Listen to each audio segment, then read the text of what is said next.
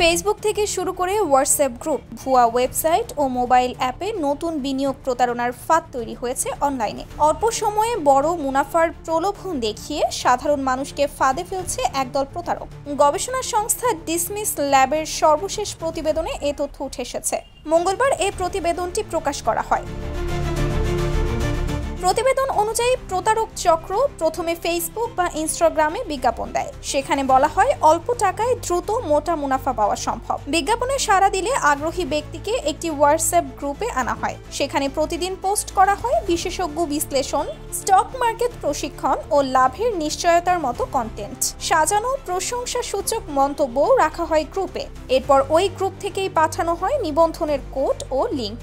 সেই লিঙ্কে প্রবেশ করলে দেখা যায় ভুয়া ওয়েবসাইট বা অ্যান্ড্রয়েড অ্যাপ, যেখানে বিনিয়োগের নামে টাকা জমা দিতে বলা হয়। বেশিরভাগ ক্ষেত্রে বিকাশ, নগদ সহ মোবাইল ফিনান্সিয়াল সার্ভিসের ব্যক্তিগত অ্যাকাউন্ট ব্যবহৃত হয়। বিশেষজ্ঞদের মতে শেয়ার বাজারে বিনিয়োগের আগে অবশ্যই প্রতিষ্ঠানের বৈধতা যাচাই করা জরুরি।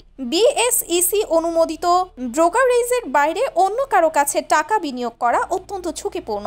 বিশেষ করে যেসব বিজ্ঞাপনে অল্প সময়ে শতকরা লাভের নিশ্চয়তা দেওয়া হয়, সেগুলো সন্দেহজনক ধরে নেওয়াই উচিত।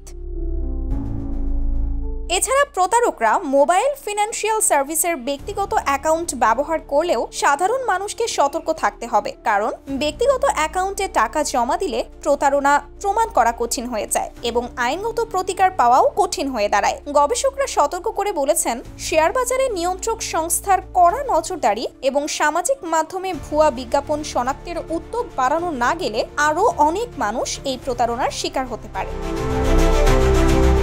Sumaiya Snigdha, daily our Bangladesh.